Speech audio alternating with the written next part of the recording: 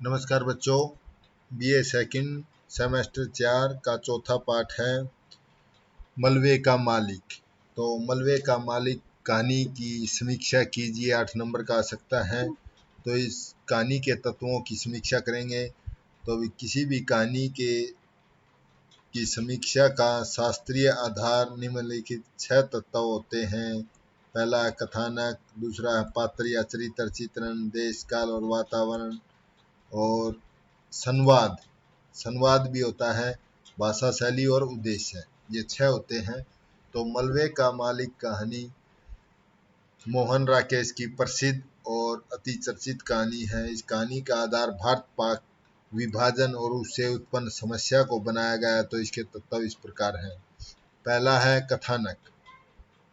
कथानक में इसकी कथा आती है। प्रस्तुत कहानी के कथानक में कहानीकार ने वृद्ध बूढ़े मियाँ अब्दुल गनी की करुण कथा कही है। भारत पाकिस्तान के विभाजन के परिणाम स्वरूप विनाश का सांकेतिक चित्रण किया है। 1947 ईस्वी के विभाजन के अवसर पर सांप्रदायिक दंगे फैले थे। हिंसा और पारस्परिक वैमनस्य की जो आग जल उठी थी, उसे कहानी में उभारा गया है। कहानी में गन्नी मियाँ नामक एक वृद्ध मुसलमान की आत्म पीड़ा की अभिव्यक्ति हुई है, जो विभाजन के समय पाकिस्तान चला गया था। अपने बेटे चिराग को भी ले जाना जा रहा था, परंतु उसका पुत्र और परिवार जिद करके भारत में ही रह गया, क्योंकि उन्होंने मकान नया बनाया था। कोई भी अपना नया मकान नहीं छोड़ना चाहता। तो 7.5 वर्ष के बाद हॉकी मैच देखने के बहाने जब अमृतसर के अपने पुराने घर पर आता है, तो उसे न तो चिराग मिलता है और न उसका परिवार मिलता है तो केवल मकान का मलबा, जिसका भी वह हकदार नहीं है, क्योंकि अब पाकिस्तान चला गया, उनका कोई हक नहीं है उसके ऊपर। वह सरकारी संपत्ति हो गई है, उसका वह हकदार नहीं है। और वह अपने पुत्र व परिवार के कातिल को ही उसका मित्र समझकर दुआएं देकर वापिस पाकिस्तान चला जाता है। इस प्रकार इस चित्रण से कहानीकार सफल रहा है। चरित्र चित्रण, इसमें 2 चरित्र उभर कर आते हैं, एक अब्दुल गनी का, दूसरा रखा पहलवान का। एक अच्छा पात्र है, दूसरा विश्वासघाती है। तो चरित्र चित्रण की दृष्टि से मलबे का मालिक एक सफल कहानी है। इसमें 2 प्रमुख पात्र हैं, बूढ़ा गन्नी मियाँ और रखा पहलवान। मोनारी और लच्छा गौण पात्र हैं।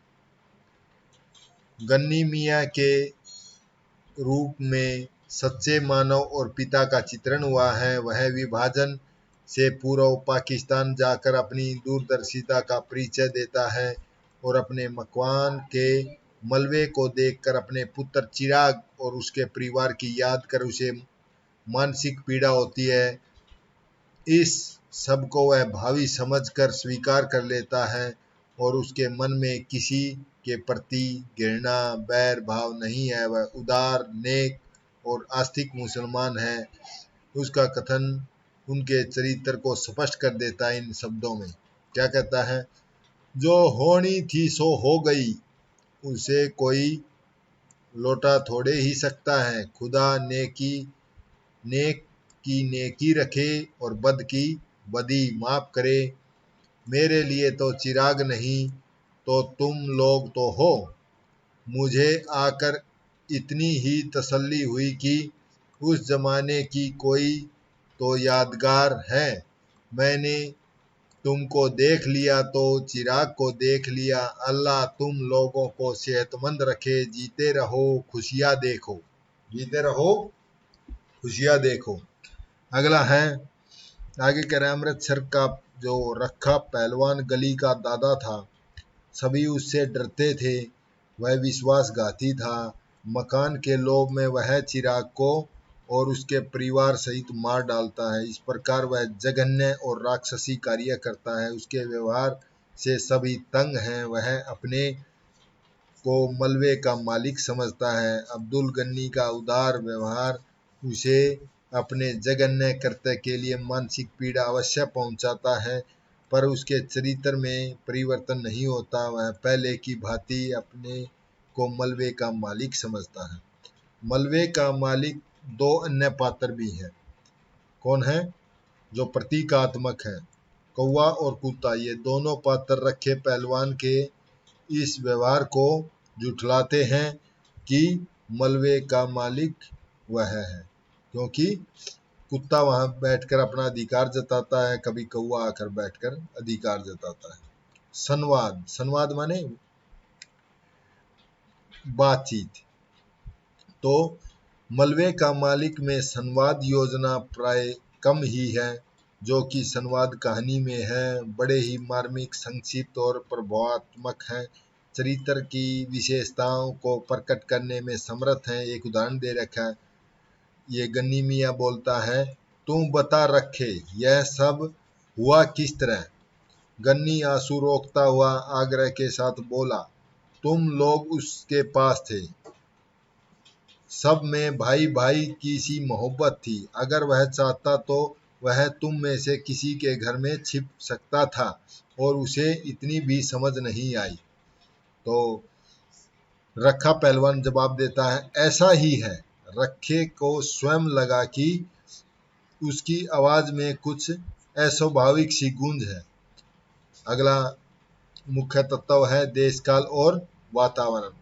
देश काल वातावरण से अभिप्राय कहानी के समय और स्थान और परंपराओं से होता है। प्रस्तुत कहानी वातावरण प्रधान कहानी है। इस दृष्टि से कहानी बड़ी ही सजीव बन पड़ी है। गन्नी के जले हुए मकान के मलबे और लाहौर से अमृतसर आए मुसलमानों की चहल पहल का बड़ा ही सजीव और स्वाभाविक चित्रण किया गया है। जिस जिस रास्ते से भी पाकिस्तानियों की टोली गुजरती, शहर के लोग उत्सुकता पूर्वक उनकी ओर देखते रहते। कुछ लोग तो अभी भी मुसलमानों को आते देखकर शंकित से रास्ते से हट जाते, जबकि दूसरे आगे बढ़कर बगलगीर होने लगते। बगलगीर माने बातचीत करने, उत्सुकता पूर्वक बात करने लग जाते। कहानी का अगला तत्व है कहानी की भाषा, भाषा शैली। भाषा सहज, सरल, सुबोध, प्रभाव युक्त खड़ी बोली है। तत्सम शब्दावली की प्रधानता है। वर्णनात्मक और मनोविश्लेषणात्मक शैली का प्रयोग किया गया है।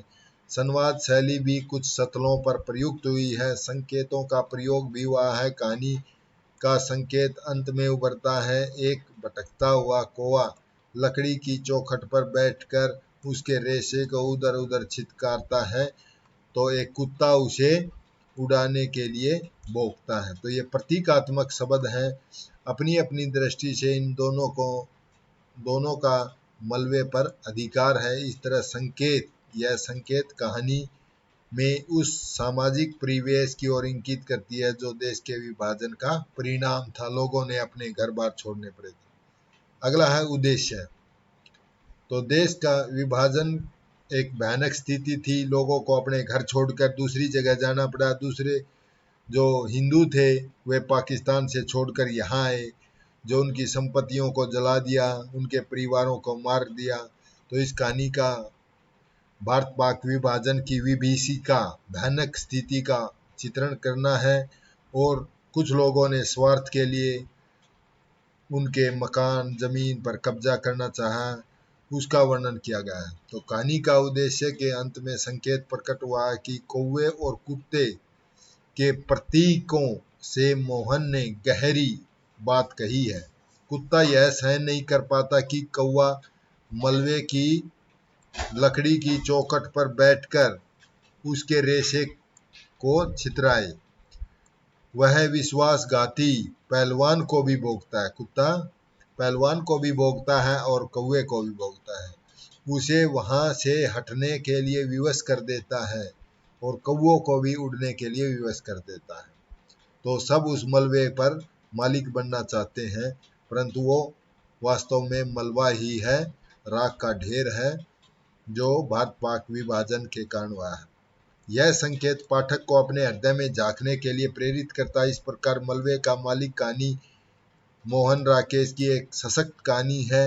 अपनी उक्त विशेषताओं के कारण नई हिंदी कहानी में विशिष्ट स्थान प्राप्त है। ये 8 नंबर का आ सकता है।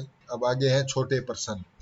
तो लघु प्रश्नों में मलबे का मालिक कहानी का उद्देश्य क्या है, लेखक कहाँ तक सफलता मिली है, देश विभाजन की फलस्वरूप मानव जीवन भी मलबा बन गया, मलबे के मालिक कहानी के आधार पर सिद्ध कीजिए, मलबे के मालिक कहानी के संदेश को स्पष्ट कीजिए।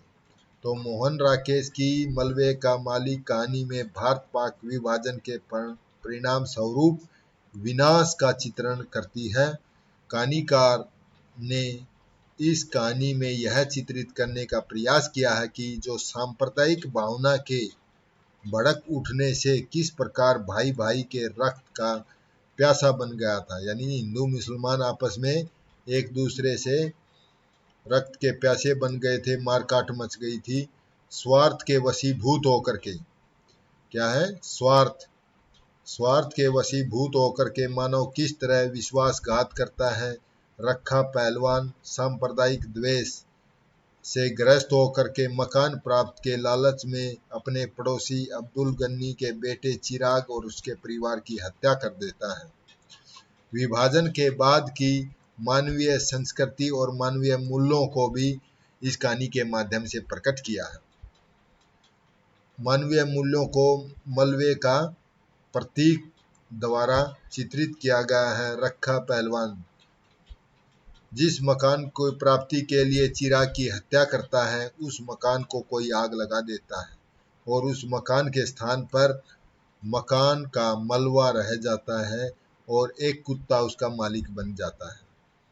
कहानी का मूल भाव या उद्देश्य कहानी के अंत में संकेत द्वारा प्रकट किया जाता है कि कौवे और कुत्ता के प्रतीकों से कहानीकार ने गहरी बात कही है। कुत्ता यह सहन नहीं कर पाता कि कौवा मलबे की लकड़ी की चौखट पर बैठकर उसके रेशे को क्यों छितराए है, क्यों वहां पर अपना अधिकार जमा रहा है, और वह रखा पहलवान को भी भोगता है, उसे वहां से हटने के लिए विवश कर देता है।